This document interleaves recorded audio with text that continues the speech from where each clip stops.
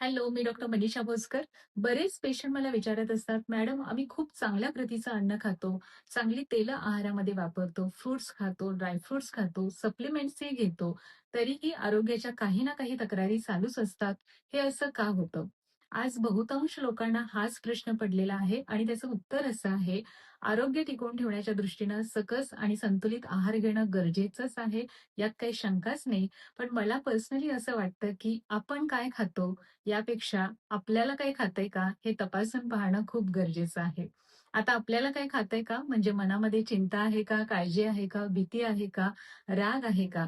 आणि या नकारात्मक भावना तीव्र स्वरूपात आहेत का, दीर्घकाळ राहतायत का आणि वारंवार येतात का? हे चेक करणं खूप महत्वाचं आहे. कारण या नकारात्मक भावना जर सतत राहत असतील, तर त्या डेफिनेटली आपल्या शरीरातील पेशीवर आणि शरीरातील केमिकल स्ट्रक्चरवर प्रभाव पाडतात आणि त्यातूनच त्याचं रूपांतर एखाद्या व्याधीमध्ये होत असतं.